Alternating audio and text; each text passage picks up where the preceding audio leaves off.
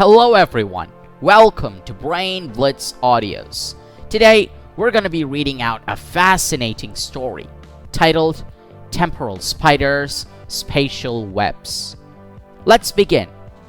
Space was full of sound. To say that in space nobody hears your screams, Spider thought, was a somewhat limited statement, something that applied to people perhaps, but which certainly didn't apply to it. Spider drifted through space, listening, in the breeding grounds where his initial psyche underwent long and challenging cycles of evolutionary process. An interest in sound was encouraged.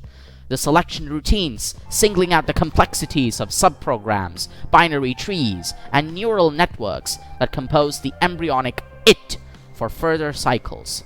Spiders, after all, were bred for music.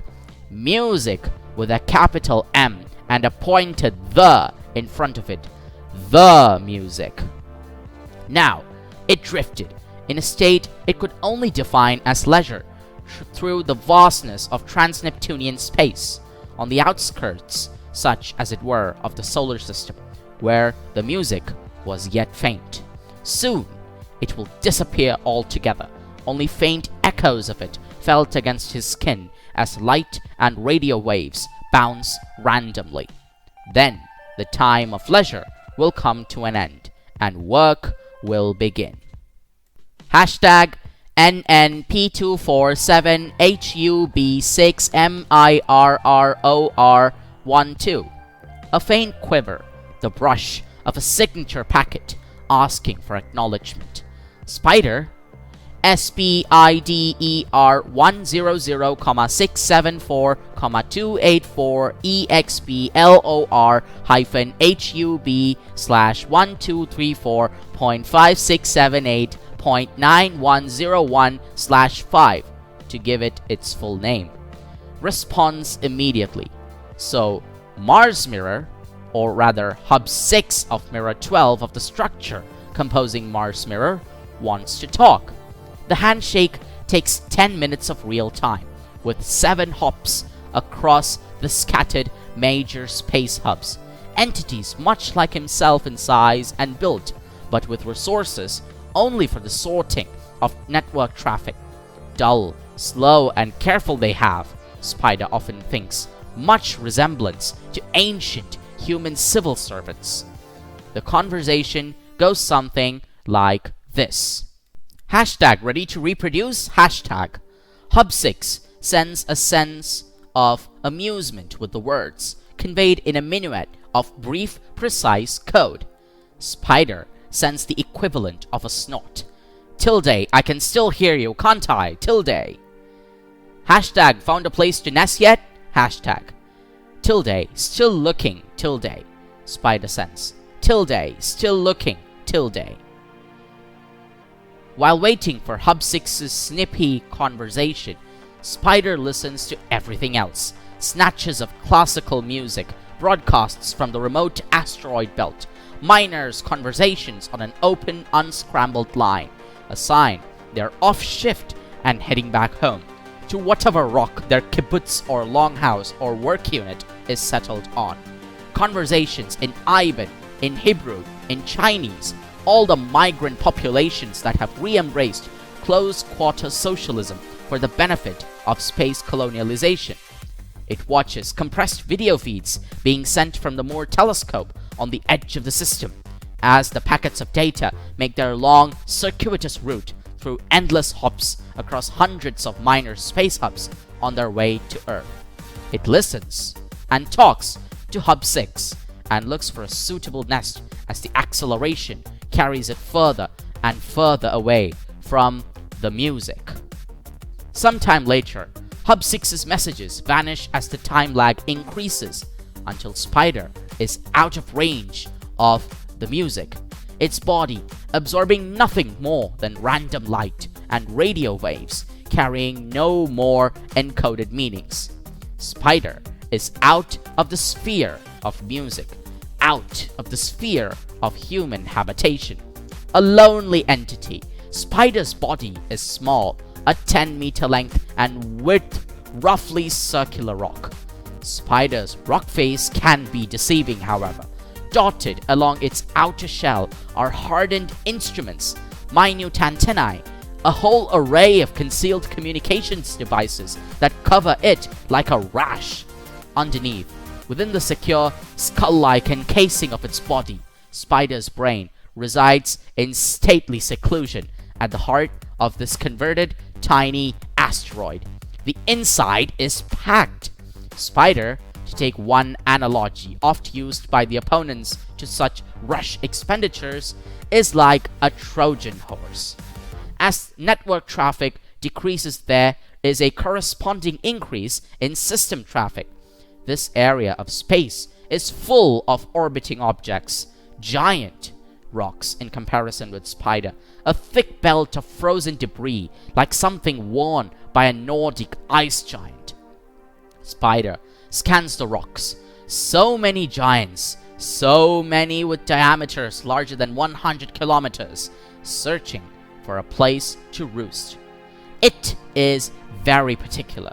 Spider begins broadcasting in all ranges: light waves, shortwave radio, longwave radio, sending on all channels simple pin codes, the equivalent of shouting. Tilde, hello, can you hear me? Tilde. None return. Satisfied that it is now truly out of range of the music, Spider is too busy to worry about the complete silence that surrounds him. It identifies, at long last, a likely roosting place, a minor rock with a comfortable diameter of only 50 kilometers, whose outer rim of ice conceals a heavy, metal-packed body. Escalating, Spider estimates reaching the rock within an Earth day, 24 hours of gentle escalation before it will hatch.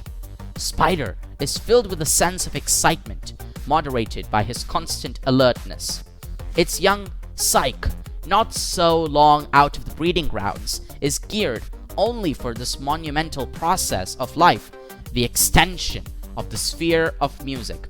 So, unlike it thinks, Hub 6, whose complex, confusing personality requires him to be oh so integrated into the semi-autonomous team of the giant Mars mirror, caching and data streaming and always talking to the vast machinations of the Earth or moon mirrors, which make sure data is kept up to date on immediate access, regardless of where you are in the system.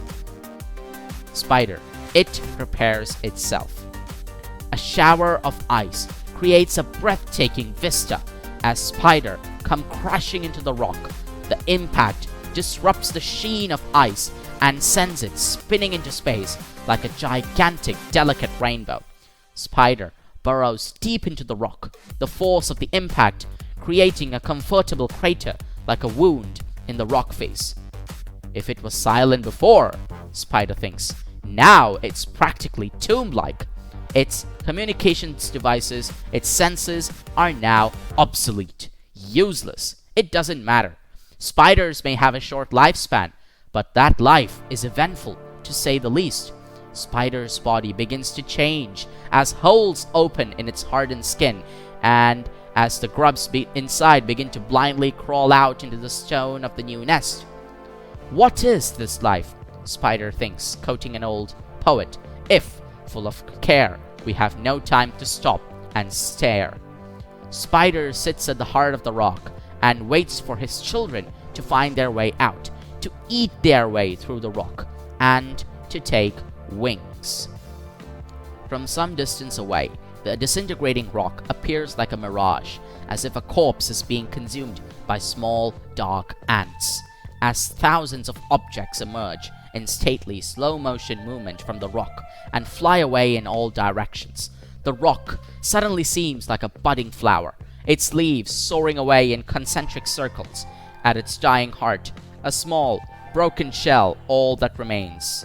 Spider's children spread and expand over this area of the Kuiper Belt, tiny space hubs, routers, mirrors, talking excitedly to each other, spreading away, establishing a long, transparent web of communication until they reach the farthest reaches of the music itself, and the spheres explode in this remote region of space into a symphony of music.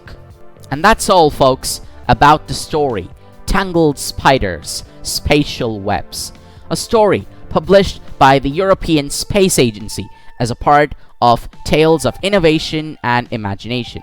This is a book containing selected stories from the 2003 Clarke-Bradbury International Science Fiction Competition. So I hope you found this science fiction story interesting. For more of such useful content, don't forget to subscribe to our channel, Brain Blitz Audios. So, until the next webisode, #take care, till day, stay safe, bye-bye for now.